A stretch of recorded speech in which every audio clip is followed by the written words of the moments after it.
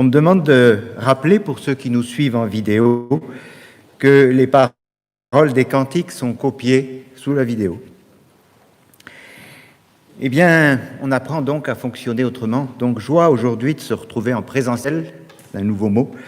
Mais il faut comprendre que dans ces difficultés que nous vivons tous ces temps-ci, nous apprenons à vivre autrement, à fonctionner autrement.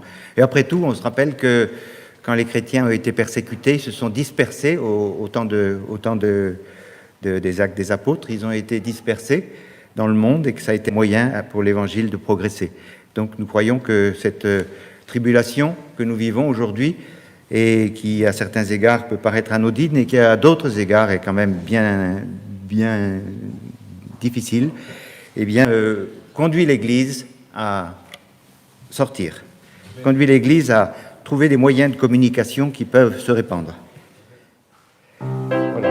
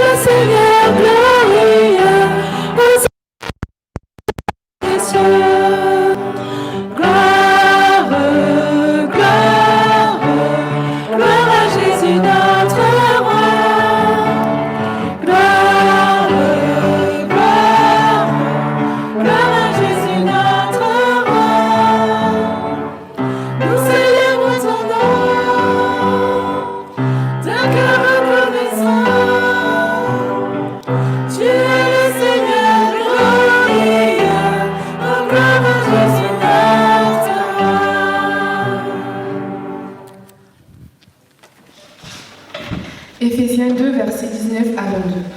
Ainsi donc, vous n'êtes plus des étrangers, ni des gens du dehors, mais vous êtes concitoyens des saints, gens de la maison de Dieu. Vous avez été édifiés sur le fondement des apôtres et des prophètes, Jésus-Christ lui-même étant la pierre angulaire. En lui, tout l'édifice bien coordonné s'élève pour être un temple saint dans le Seigneur. En lui, vous êtes aussi édifiés pour être une habitation du Dieu en esprit. Éphésiens 3, verset 15. À cause de cela, je fléchis les genoux devant le Père, duquel tire son nom toute famille dans les cieux et sur la terre, afin qu'il vous donne selon la richesse de sa gloire d'être puissamment fortifié par son esprit dans l'homme intérieur. Amen. En lui, tout l'édifice, bien coordonné, s'élève pour être un temple saint dans le Seigneur. En lui, en Jésus-Christ, l'édifice de l'Église, l'édifice de la famille. L'Église est une famille, mais la famille nucléaire est quand même la base de toute notre société et de toute notre vie attachée à Dieu. En lui, tout l'édifice, bien coordonné, s'élève pour être un temple saint dans le Seigneur, devant le Père duquel tire son nom toute famille dans les cieux et sur la terre. Alors, pour que ces paroles s'impriment peut-être dans notre esprit, je voudrais vous les chanter.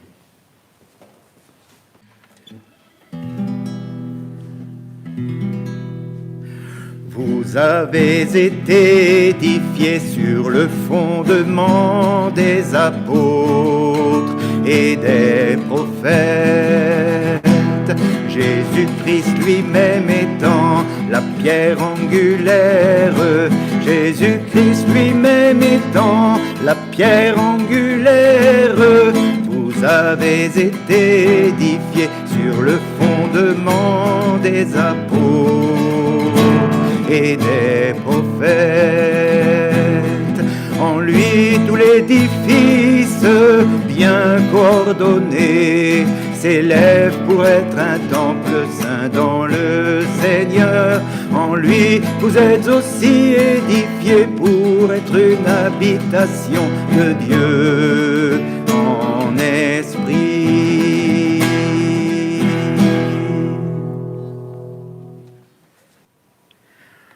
Voilà, pour illustrer le moment qui va suivre, je voudrais qu'on puisse se rappeler les 3 premiers versets du prologue de Jean. Certes, toute famille tire son nom de Dieu, toute famille s'épanouit et l'édifice est bien coordonné dans la présence de Jésus. Alors nous nous rappelons que tout ce qui nous entoure est le vœu de Dieu. Il a parlé et la chose est arrivée. Et l'homme a surgi, l'homme a paru dans ce monde et Dieu avait un dessein éternel, extraordinaire, de plénitude pour lui et pour l'humain en général, homme, femme, enfant, la famille. Astre du jour, lune, étoile, que la terre se couvre de verdure, que les animaux parcourent la terre, que les poissons peuplent les océans, que les oiseaux habitent le ciel, zèbres, fourmis, éléphants, vaches, hirondelles, rossignols, dauphins. Faisons l'homme à notre image, qu'il domine sur toute la création, qu'il croisse et se multiplie et remplisse la terre. Il y a longtemps que je t'aime, jamais je ne t'oublierai. Il y a longtemps. Petite comptine que vous connaissez tous. Il y a longtemps que je t'aime, jamais je ne t'oublierai. Qui ne se rappelle pas de ces mots de son enfance, chantés à l'école, chantés sur les genoux de sa maman? Il y a longtemps que je t'aime, jamais je ne t'oublierai. Eh bien, c'est cette chanson, c'est ces paroles qui sont là aujourd'hui, au milieu de nous, qui nous viennent d'en haut, qui nous viennent du Très-Haut. Il y a longtemps que je t'aime, jamais je ne t'oublierai. Et cet homme surgit de la terre par la sainte volonté de Dieu, par la pleine volonté de Dieu. Il y a longtemps que je t'aime, jamais je ne t'oublierai. Voilà ce que Dieu nous dit ce matin. Lisons Jean 1, versets 1 à 5. Au commencement était la parole, et la parole était avec Dieu, et la parole était Dieu. Elle était au commencement avec Dieu. Toutes choses ont été faites par elle, et rien de ce qui a été fait n'a été fait sans elle. En elle était la vie, et la vie était la lumière des hommes. La lumière luit dans les ténèbres, et les ténèbres ne l'ont point reçue. Et les ténèbres ne l'ont point reçu. C'est notre réalité, parce que nous sommes touchés par les ténèbres. Et donc, nous avons une pleine réhabilitation en la personne de Jésus-Christ, en la présence de Jésus-Christ, qui pardonne nos péchés et qui nous permet de lever vers le Père, vers notre Père des mains pures. Qui suis-je pour lever des mains pures? Qui êtes-vous? Mais nous sommes couverts par la justice de Dieu, sanctifiés par le sang de Jésus, et nous pouvons lever des mains pures.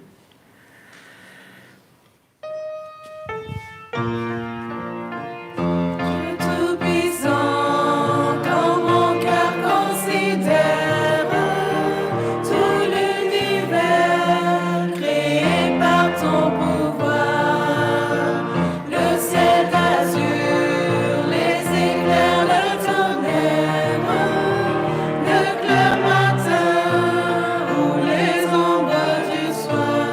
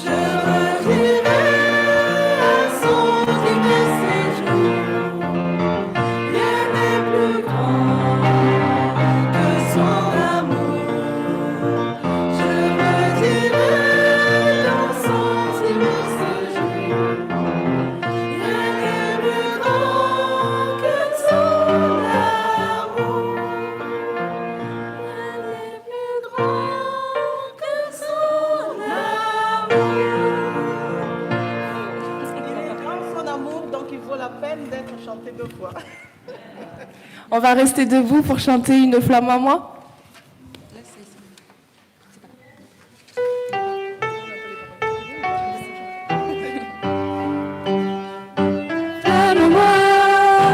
Réchauffe mon cœur, oh, cette flamme en moi brûle mes malheurs. Je sens qu'elle est là, sa douce lueur brille en moi, brille en moi, brille en moi. C'est une flamme d'amour qui m'éclaire dans la nuit, et cette lumière d'amour vient illuminer ma vie. En attendant le matin, je vais dire à mes voisins que cette lumière a de briller en moi. Une flamme en moi, réchauffe cette flamme en moi. Je sens qu'elle est là, sa douce lueur brille en moi, brille en moi, brille en moi. Le lundi j'ai son amour, le mardi je prends sa paix, mercredi est un beau jour, jeudi je veux le chanter, vendredi si j'ai douté, samedi est permis, et le dimanche c'est toujours de briller en moi. Une flamme en moi réchauffe mon cœur, oh, cette flamme en moi brûle.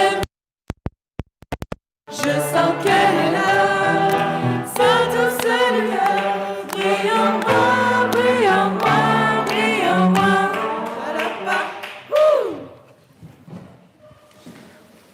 Voilà, en image de la douce lueur qui brille en nous, eh bien, il faut allumer ces bougies, 3 bougies, parce que nous sommes le 3e dimanche de l'Avent.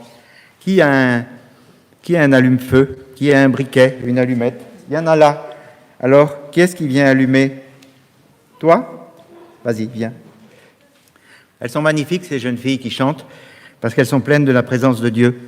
Je me souviens, quand je me suis converti, ça fait quelque chose comme 45 ou 6 ans, il y avait un groupe de musiciens, et au milieu de ce groupe, tu peux allumer 3 bougies. Au milieu de ce groupe, il y avait une jeune fille qui chantait, qui était pleinement dans la présence de Dieu. Elle chantait de tout son cœur. Je n'avais Dieu que pour elle, parce que je voyais qu'elle était reliée à quelque chose d'autre, qu'il y avait quelque chose d'elle qui émanait et qui était bien plus que notre petit monde horizontal. Alors, je crois que ce matin, on a eu la chance de voir ces jeunes filles, ces jeunes femmes qui ont exprimé leur foi de tout leur cœur et que c'est communicatif. Voilà, brille en moi, brille en moi, brille en moi. Nous avons écouté des chants qui, et nous allons encore le faire d'ailleurs, qui glorifient la création de Dieu. En effet, les perfections invisibles de Dieu se voient comme à l'œil nu depuis la création du monde quand on les considère dans ses ouvrages. Donc, on entend encore un chant.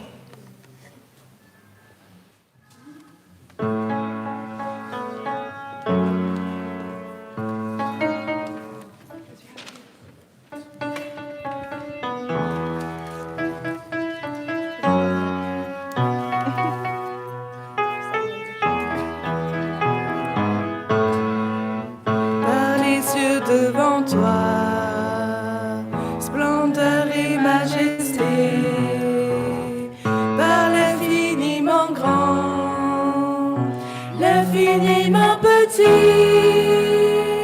et par le firmament, ton manteau étoilé, et parfait soleil, je veux crier mon Dieu. Tu es beau, Dieu vivant, Dieu très haut, tu es le Dieu d'amour. Mon Dieu, tu es grand, tu es beau, Dieu vivant, Dieu très haut, Dieu présent en toute création. océans et par toutes les mers, par tous les continents et par l'eau des rivières, par le feu qui te dit comme un buisson ardent et par l'aile du vent. Je veux crier mon Dieu, tu es grand, tu es beau, Dieu vivant, Dieu très haut, tu es le Dieu d'amour. Mon Dieu, tu es grand, tu es beau, Dieu vivant, Dieu très haut, Dieu présent en toute création. Par tous les animaux de la terre et de l'eau, par le chant des oiseaux, par le chant de la vie, par l'homme que tu fis, juste moins grand que toi, et par tous ces enfants, je veux crier mon Dieu. Tu es grand, tu es beau, Dieu vivant, Dieu très haut, tu es le Dieu d'amour. Mon Dieu, tu es grand, tu es beau, Dieu vivant, Dieu très haut, Dieu présent en toute création.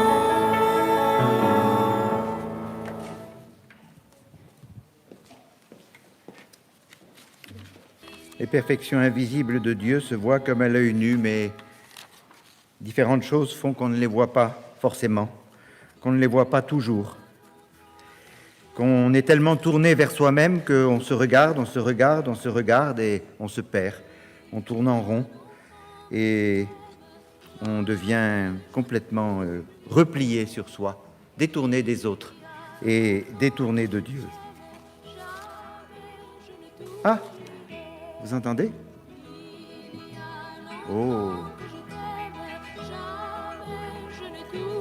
Et oui, la présence de Dieu, la parole de Dieu ne vient jamais quand on l'attend. Elle nous surprend. La présence de Dieu se voit comme à l'œil nu depuis la création du monde, mais le péché fait que nous nous sommes séparés de Dieu. Ils sont donc inexcusables, ajoute l'apôtre Paul, car ayant connu Dieu, ils ne l'ont point glorifié comme Dieu, mais ils se sont égarés dans leurs pensées, et leur cœur sans intelligence a été plongé dans les ténèbres. Se vantant d'être sages, ils sont devenus fous. Voilà une parole pour notre temps. Se vantant d'être sages, ils sont devenus fous. Je vous propose un petit duo maintenant. Puissent les foreurs du désert, les coupeurs d'Amazon, les rumeurs de la mer, les troués dans l'ozone, les tueurs de baleines, les voleurs de diamants, les mourants dans l'arène, les marchands de coltan, les bétonneurs des champs, les tankers qui dégazent, les amasseurs d'argent, les fabricants d'extase, les morts de Calcutta, et les Indiens spoliés, le soldat qui s'en va, et l'enfant oublié, celui qui ne dort plus celui qui n'aime plus, ou qui ne mange plus, celui qui distribue des coups de pied au ventre, à l'âne attendri devant le crapaud blessé, les parias de Cayenne ou de Guantanamo, les capots de Belsen ou ceux de Briquenot, celui qui fonde un trône et monte pour tomber, celui qui lit son sort dans les yeux d'une femme ce qu'on a attaché au fagot du bûcher. et qui garde la rame au mépris de la flamme. Puisse tout cela, Et puissons-nous chacun laisser remonter du fond des âges, ce refrain éternel. brillant comme une étoile sur l'étable endormie. Il y a longtemps que je t'aime, jamais je ne t'oublierai.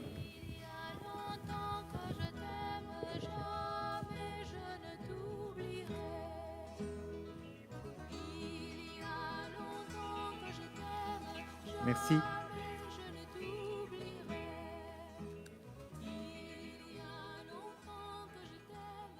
Donc Dieu nous change complètement pour que nous puissions revoir sa création, sa perfection dans sa création, et que nous puissions quitter ces attitudes et que nous venons qui viennent d'être évoqués par ces enfants.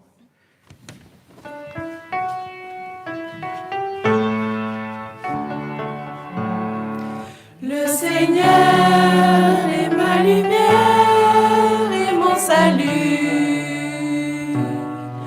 De qui aurais-je crainte? Le Seigneur est le rempart de ma vie. Devant qui tremblerais-je? Seigneur Jésus, je sais que tu es là, présent. Au fur et à mesure que tu me regardes, je me rends compte aussi que tu vois tout en moi, que tu connais chaque recoin de mon cœur. Seigneur, tu vois ce qu'il y a de beau en moi. Tu vois aussi en moi ce dont je ne suis pas fière.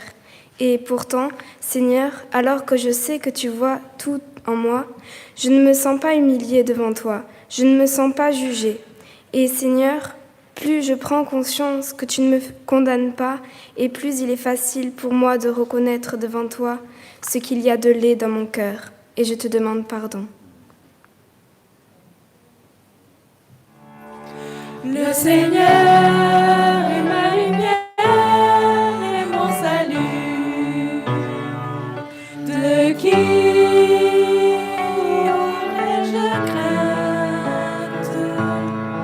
Le Seigneur est le rempart de ma vie.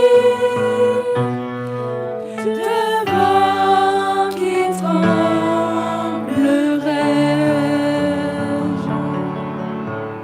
Michée 7,18. Quel Dieu est semblable à toi? Tu pardonnes la faute, tu oublies la révolte du reste de ton héritage.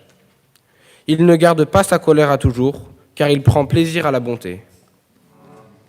Le Seigneur est ma lumière et mon salut. De qui aurais-je crainte? Le Seigneur est le rempart de ma vie.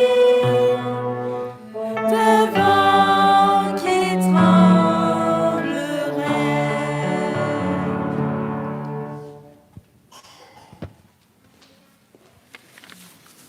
Pour servir de confession de foi, je voudrais vous chanter ce chant dans lequel vous vous retrouverez, je pense. Croyez que vous êtes pécheurs et repentez-vous, soyez baptisés et vous recevrez la puissance de Dieu qui changera vos cœurs, le Saint-Esprit de Dieu qui vous fera parler, l'amour de Jésus qui va vous transformer. Croyez en lui, croyez en lui, croyez en lui, croyez en lui. Laissez Jésus vous diriger et recevez-le. Il sait vous montrer comment vous aimer. Vous qui avez marché si longtemps dans le noir, vous qui n'avez pas su apprendre à pardonner, à dire comme Jésus, ils ne savent ce qu'ils font. Pardonnez-leur, pardonnez-leur, pardonnez-leur, pardonnez-leur. Allez auprès de tous les hommes et enseignez-leur comment vivre en paix, savoir regarder d'abord son propre cœur, en ôter la noirceur, puis répandre la joie partout autour de soi la joie du salut que mon Dieu m'a donné. Je suis sauvé, je suis sauvé, je suis sauvé, je suis sauvé.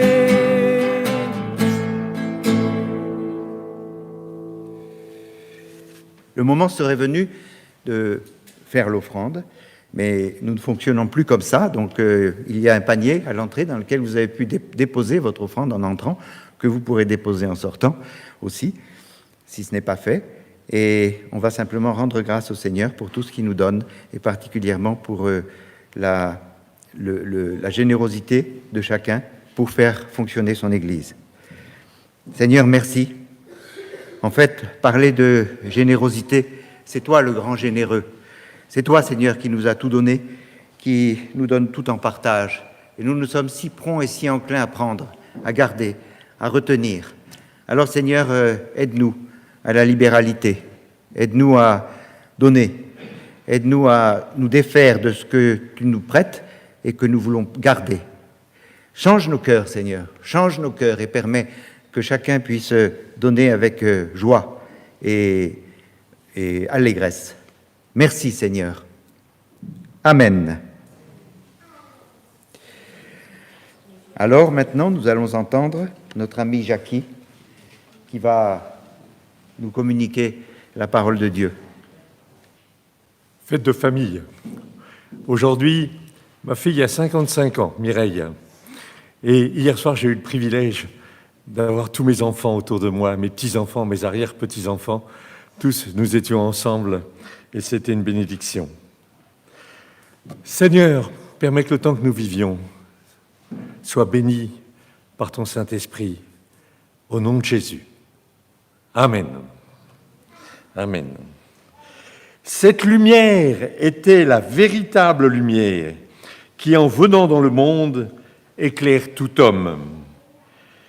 Elle était dans le monde, et le monde a été fait par elle, et le monde ne l'a point connue. Elle est venue chez les siens, et les siens ne l'ont pas reçue. Mais à tous ceux qui l'ont reçue, à ceux qui croient en son nom, elle a donné le pouvoir de devenir enfants de Dieu, lesquels sont nés non du sang, ni de la volonté de la chair, ni de la volonté de l'homme, mais de Dieu.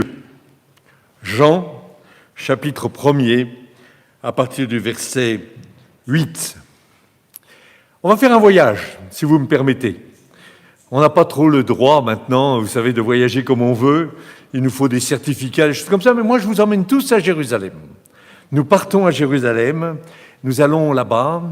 C'est vendredi, il y a beaucoup de monde, parce qu'il y a des gens qui viennent de la terre entière, de l'Éthiopie, de la Grèce, de Rome et tout. Ils viennent parce que c'est une fête particulière, c'est la fête de Pâques, c'est la fête où on commémore la sortie du peuple.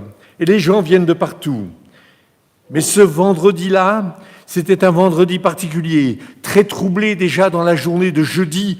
Il y avait eu des manifestations dans Jérusalem, des mouvements qui étaient au niveau du temple, ensuite au niveau du prétoire, et tous les gens étaient réunis, ils savaient qu'il se passait quelque chose de terrible.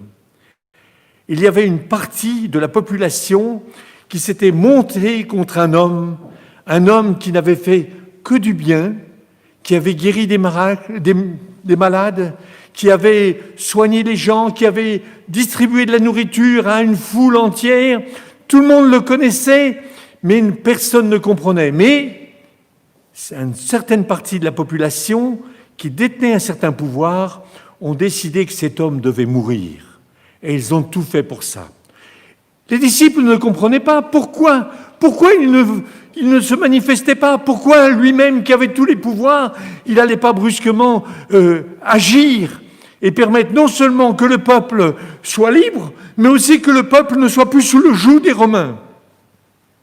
Cet homme, Jésus, lui, il n'était pas venu pour ça. Alors, les gens ne comprenaient pas. Et souvent, nous ne comprenons pas le plan de Dieu pour nous. Et en ce vendredi matin, vers 9h du matin, ils sont sortis conduits par des soldats. Ils ont été dirigés en direction d'un mont qui s'appelle Golgotha. Vous êtes au nord de Jérusalem.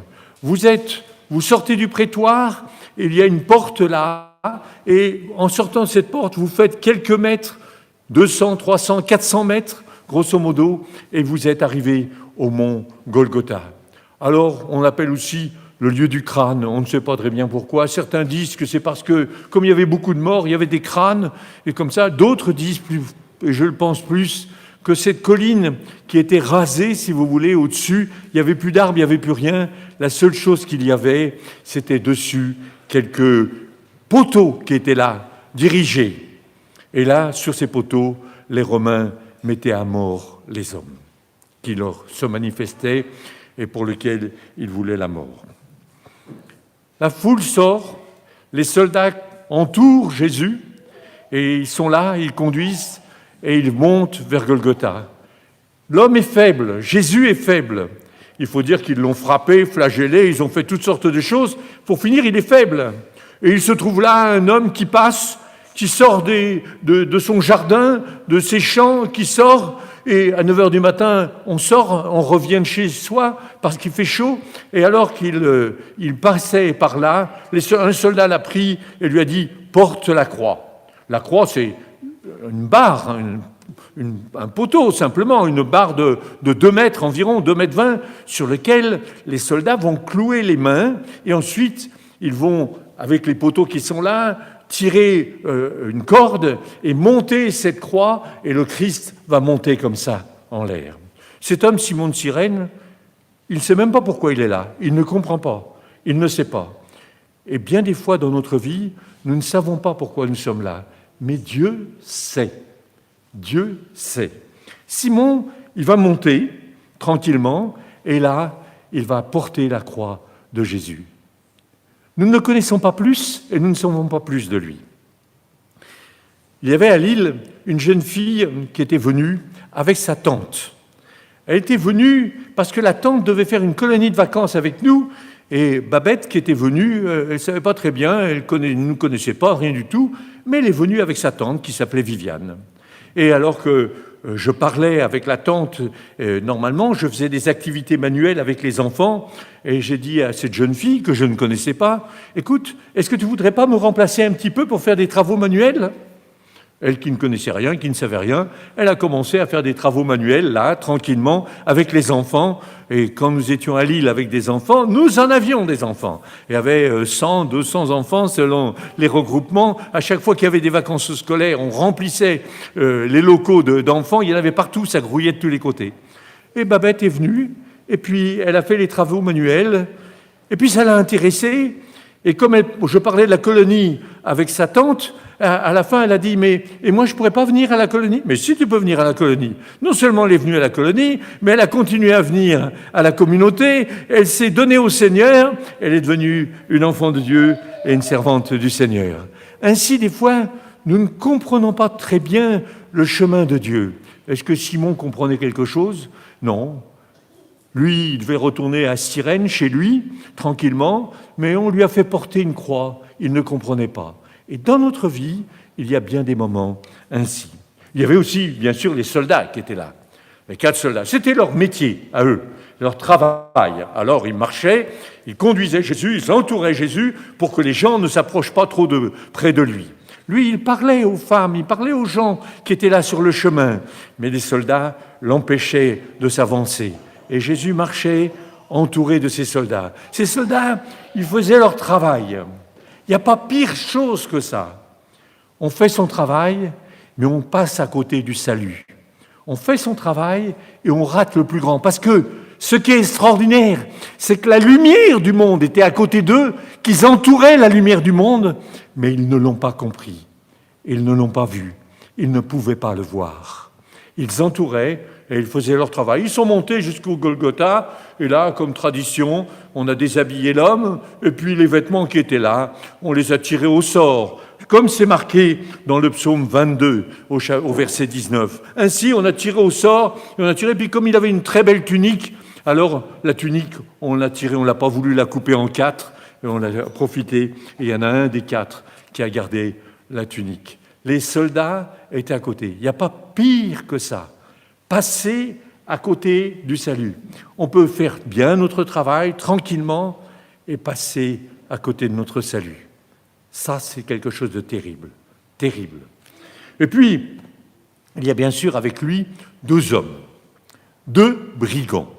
Alors eux, on les monte parce qu'ils ont fait des bêtises, et parce qu'ils ont fait ces bêtises, et on les conduit en même temps que Jésus. Hein, on en a un, on en fait 3, et ça sera plus facile. Et on monte ces 2 brigands avec. Les 2 brigands montent, et dans le cœur de l'un, il y a de l'amertume, de la rage, de la colère. Ah, si tu es le Fils de Dieu, alors sauve-nous, sauve-toi et sauve-nous aussi. Et dans l'autre, il y a de l'humiliation. Il y a de l'humiliation. Il a honte de ce qu'il a fait. Et il reprend son camarade, qui lui dit des phrases insensées à ce Jésus, qui est un Jésus d'amour. Et quand cet homme dit « Alors, sauve-toi !» l'autre lui dit « Tu ne te rends pas compte, pour nous c'est justice. » Mais lui, il n'a rien fait. Et se tournant vers Jésus, se tournant vers le Seigneur, pardon, il dit au Seigneur « Souviens-toi de moi quand tu seras dans le ciel. Souviens-toi de moi quand tu seras dans le ciel. » Chers amis, celui-là, on va le retrouver là-haut. On le sait, parce qu'à l'instant même, Jésus lui dit « Aujourd'hui, tu seras avec moi dans le paradis. » Et quand nous irons un jour au ciel, quand nous serons en présence du Seigneur, on va retrouver cet homme qui est là, tout seul, pas avec son compagnon, mais on va le retrouver lui.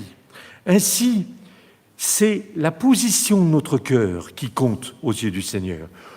On fait des bêtises, on a le droit de faire des bêtises. Quand je pense que Pierre a renié Jésus alors qu'il était tellement sûr de lui qu'il n'allait jamais renier le Seigneur, et puis il l'a renié, il a eu honte, et il a demandé pardon. On peut nous aussi faire des erreurs, on peut faire des choses qui, nous le savons, dans notre cœur, dans notre fort intérieur, ne plaisent pas au Seigneur.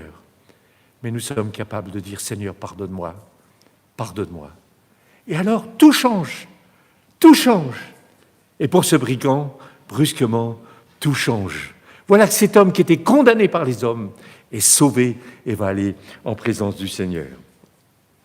Il y a aussi 2 autres hommes que je voudrais mentionner ici, dont on peut ne pas être très fier.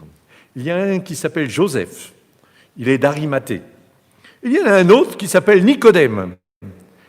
Ils sont tous les 2 des gens bien placés dans la société. Ils ont une très bonne place. Et ils suivent Jésus, et ils savent et ils reconnaissent que Jésus est le Messie, mais ils ont tellement honte qu'au lieu de s'approcher et de dire « Non, ça ne doit pas être fait », ils ont honte et ils laissent faire les choses. Ça peut être la position de certaines personnes, c'est vrai, qui, tout en reconnaissant que Jésus est le Seigneur et le Sauveur du monde, passent à côté et ont honte. Ils n'ont pas envie qu'on le dise qu'ils sont des chrétiens. Alors ils passent à côté de leur salut. Joseph et Nicodème auraient pu être des piliers de l'Église. Et parce qu'ils avaient tellement peur que l'Église de ce temps-là, c'est-à-dire les pharisiens, les sadducéens et tous ces gens-là les rejettent, parce qu'ils avaient peur de ça, alors brusquement, ils ont renié à leur façon le Seigneur. Et quand ça s'est passé, vers 3 heures de l'après-midi, le voile du temple s'est déchiré, c'est-à-dire le voile qui séparait le lieu saint du lieu très saint. Un voile qui empêchait les gens de s'approcher du tabernacle, du lieu très très saint. Quand le voile s'est déchiré, quand brusquement il y a eu des éclairs dans le ciel, quand des morts sont ressuscités, le centurion qui était là, le chef de ces militaires, il a reconnu et il a dit « Cet homme était certainement juste.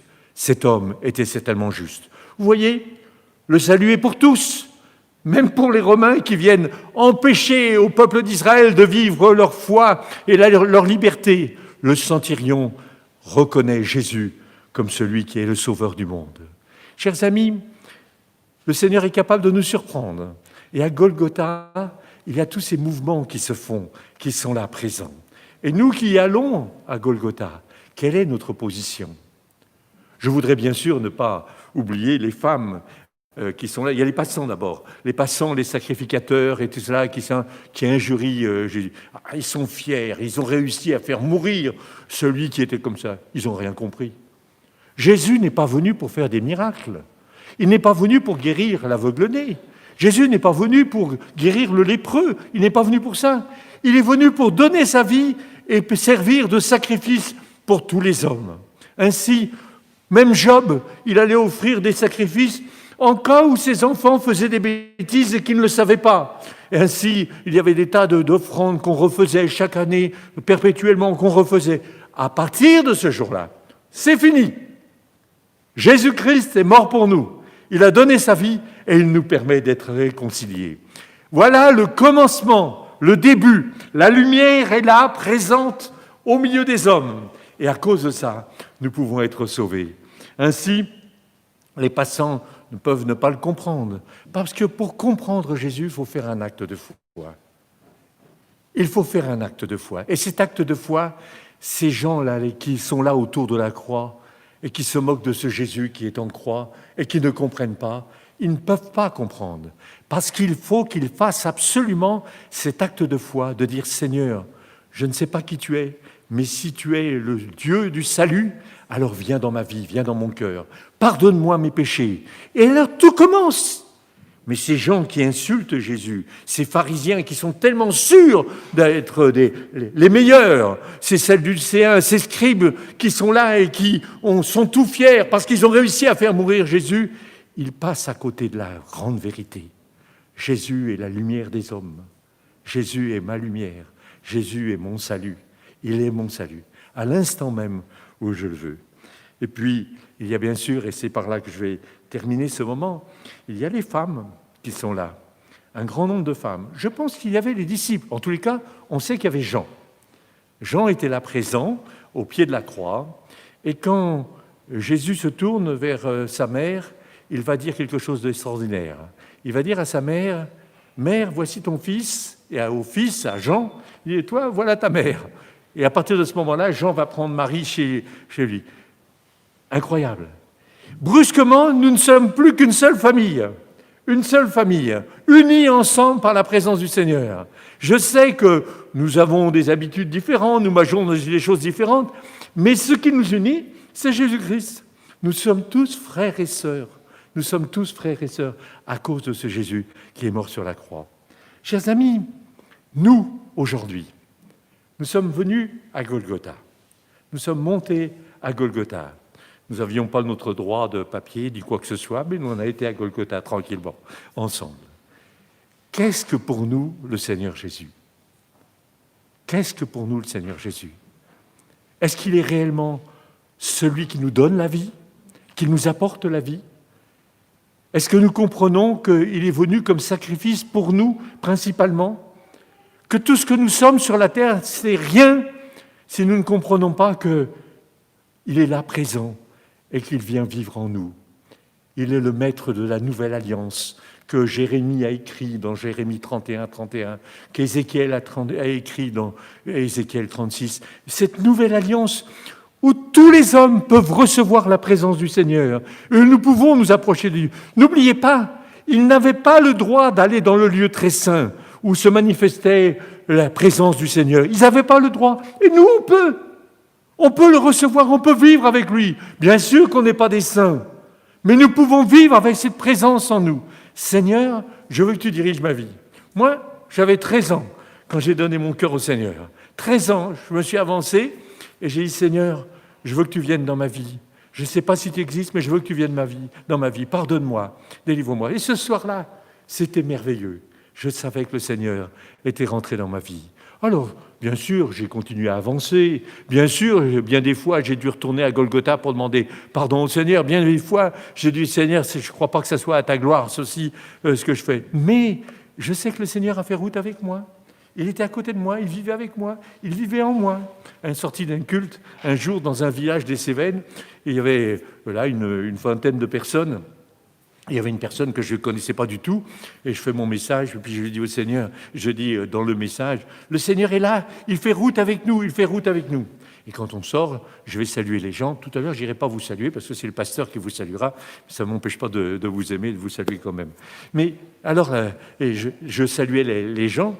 Et puis, il y a une personne qui vient et me dit « Monsieur, excusez-moi, vous ne me connaissez pas, mais je suis venu ce matin parce que j'ai été pour aller à la messe et puis l'église était fermée. Et quand je suis passé devant le temple et que j'ai vu que c'était ouvert, je suis rentré et j'ai écouté votre message. Vraiment, je suis d'accord avec vous. Sauf que vous avez dit que le Seigneur, il fait route à côté de nous, qu'il marche avec nous. Je ne suis pas d'accord. Il fait route en nous, au fond de nous-mêmes. Et j'ai dit, oui, madame, vous avez raison. Vous avez raison. Le Seigneur n'est pas à côté de nous. Il est en nous. Il fait route avec nous. Et il comprend ce que nous sommes. Et il comprend. Ce matin peut être un jour de victoire. Un jour de victoire. Parce que nous disons, Seigneur, viens dans ma vie. Viens dans mon cœur. Viens dans mon cœur. Même si nous pensons que nous appartenons au Seigneur depuis longtemps, quand j'étais jeune aussi, je pensais qu'il n'y avait qu'un seul salut. Vous savez, une fois que j'étais sauvé, puis tout était facile. J'ai compris plus tard que bien souvent, il faut plier les genoux devant le Seigneur et dire « Seigneur, j'ai besoin de toi dans ma vie. J'ai besoin de toi pour m'avancer avec toi. » Si c'est ainsi, alors c'est la bénédiction qui repose sur chacun d'entre nous. Nous prions ensemble.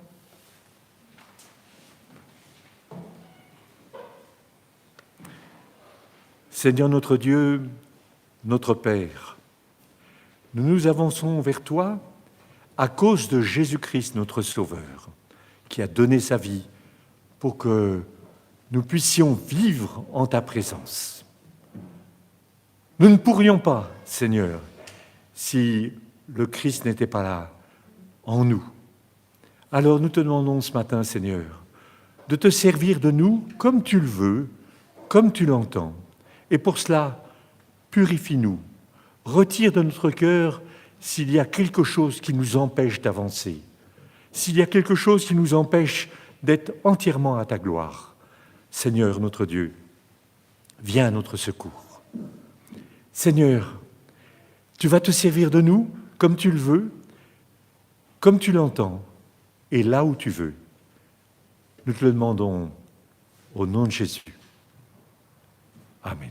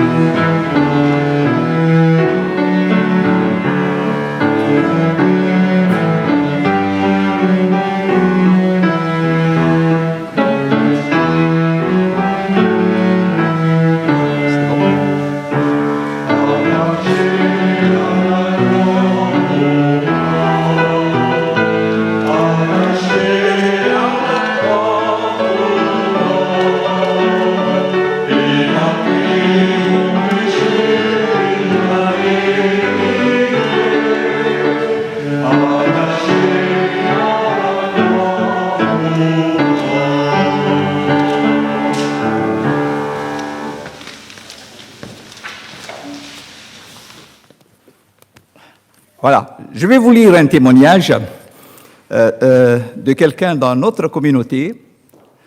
Elle a eu une expérience, mais je pense qu'elle veut témoigner de ce qu'elle a vécu. Zamira, tu peux venir, comme ça tout le monde te voit. Attention. Donc je lis son témoignage parce que comme ça vous comprendrez bien. Frères et sœurs en Jésus-Christ, je voulais vous annoncer un témoignage que Dieu a agi sur moi. Un jour, j'ai jeûné au nom de Jésus-Christ pour me purifier de mes péchés. Lorsque j'ai ouvert la Bible et lu quelques versets de la Bible, et automatiquement, mes yeux se sont fermés et j'ai commencé à prier. Et 2 mots inconnus sont sortis de ma bouche. Et Jésus-Christ m'a donné le Saint-Esprit et en ce moment-là, j'avais trop de force et je voulais prier et remercier Jésus.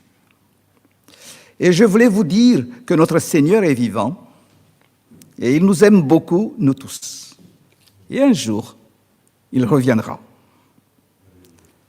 Rappelez son nom lorsque vous vivez, parce que c'est le seul chemin qui sauvera.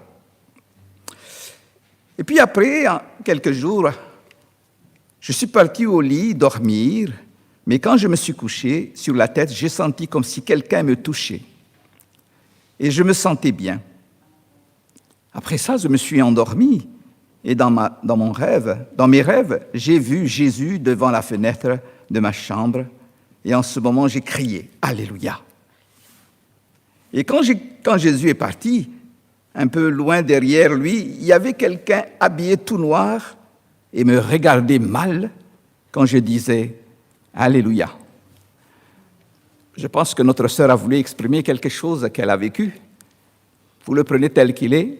En tout cas, le Seigneur, je sais que le Seigneur peut,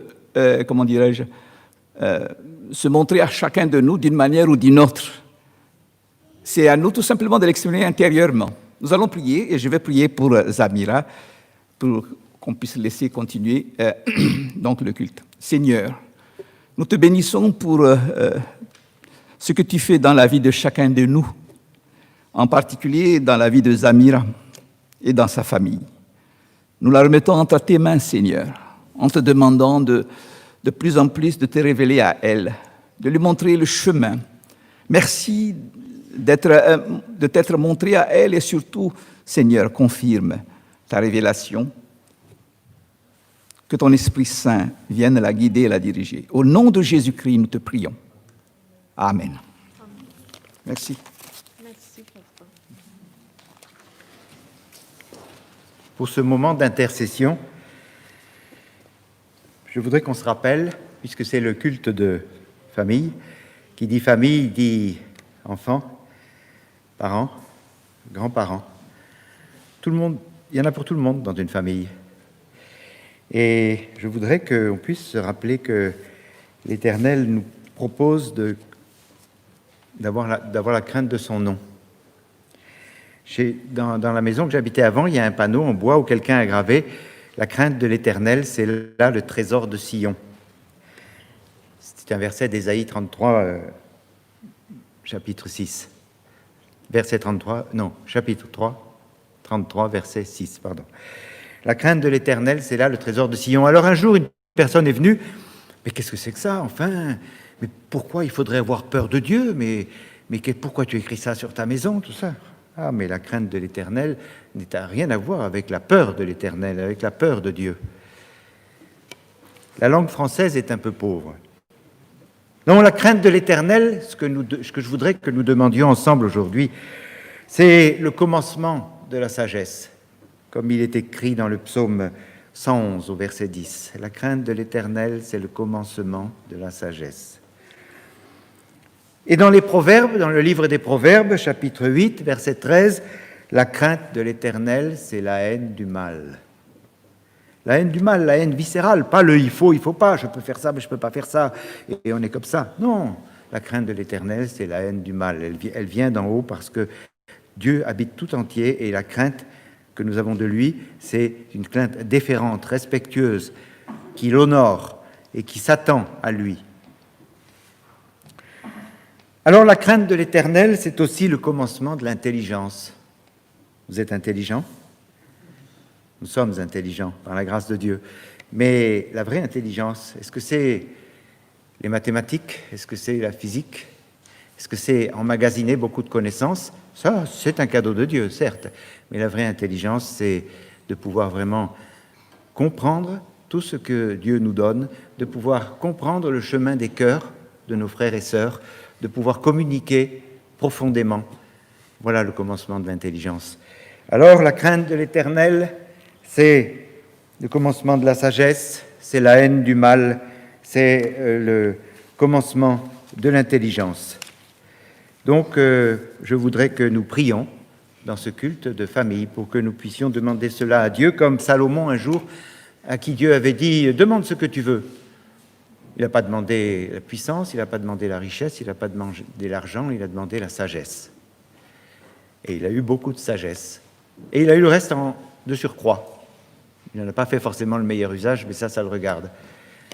Je ne suis pas sûr qu'en pareille circonstance, nous en fassions meilleur usage. Mais ce matin, Que veux-tu que je fasse pour toi? Que veux-tu que je te donne, dit l'Éternel. Eh bien, demandons au Seigneur la crainte de son nom. La crainte de son nom dans nos familles, la crainte de son nom pour nos enfants, la crainte de son nom pour chacun de nous. Et nos familles, n'oublions pas que ce que nous pouvons tendre, je sais qu'il y a des familles, des couples qui ne prient pas ensemble, c'est comme ça ne s'est jamais fait, peut-être de la pudeur, peut-être tout un tas de raisons, hein, qui sont certainement d'ailleurs pas forcément inintéressantes, mais je crois qu'une famille, des parents, doivent prier ensemble. Ils doivent prier ensemble peut-être pour leur union, pour garder leur unité, ils doivent prier ensemble pour leurs enfants surtout.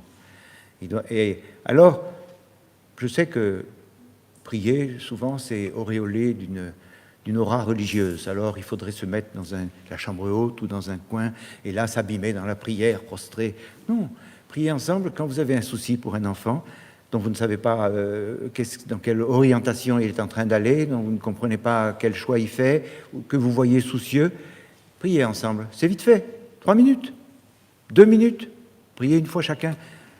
Après, peut-être, avec le temps, vous prierez 10 minutes, un quart d'heure, une demi-heure, mais ça n'a pas d'importance. Priez ensemble. Remettez au Seigneur les soucis que vous pouvez avoir et tout ce qui peut être entravé pour que l'édifice bien coordonné, que nos familles soient des édifices bien coordonnés. Seigneur, nous te remercions pour ce culte, nous te remercions pour ta présence. Tu as été au milieu de nous. Tu nous as parlé, tu nous as enseigné. Nous te remercions, Seigneur, pour les familles que tu as suscitées, les grands-parents, les parents et les enfants. Eh bien, Seigneur, notre prière ce matin, c'est pour que tous ceux qui sommes là, tous ceux qui nous écoutent sur Internet, sur Zoom, enfin, puissent recevoir la crainte de ton nom, Seigneur. Que la crainte de ton nom soit notre partage à chacun. La crainte de ton nom qui est la haine du mal, qui est le commencement de l'intelligence, qui est le commencement de la sagesse, qui nous dirige les uns vers les autres, qui nous rassemble, qui nous délivre de nos fautes, de nos péchés, qui nous ouvre un chemin vers la lumière, un chemin de lumière. Seigneur, nous t'en prions. Répands en nous la crainte de ton nom. Au nom de Jésus-Christ. Amen.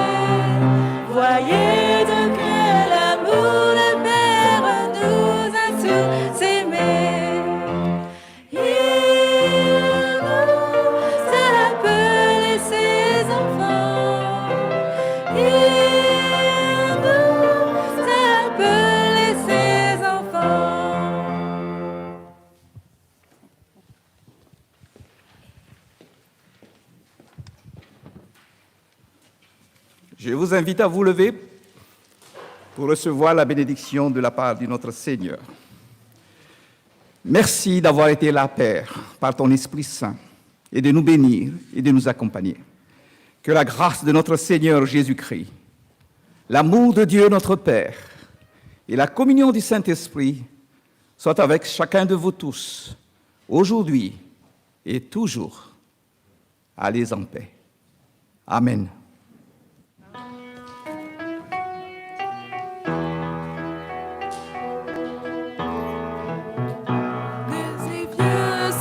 Jouiront ensemble, les jeunes filles danseront de joie.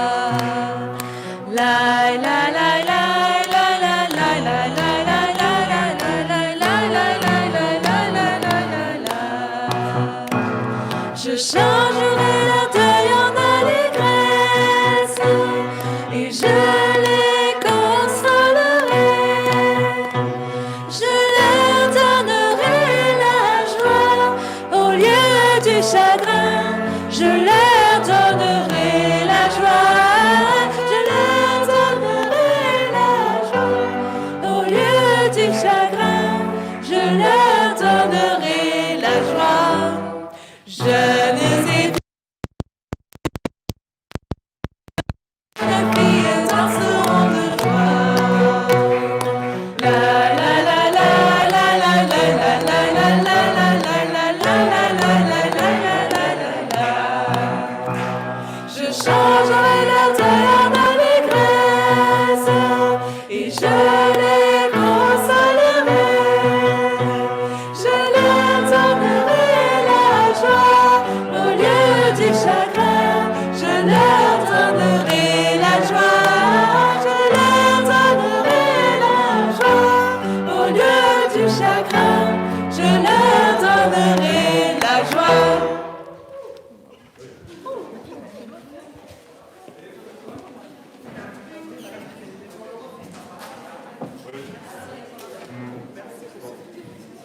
Voilà. Il n'y a pas d'annonce, seulement pour dire que le culte est à l'heure habituelle, dimanche prochain. Le 25 décembre, nous avons un culte de Noël à 11h ici au temple. Voilà, merci. Maintenant, il faut sortir par ici, pardon. Il faut respecter les...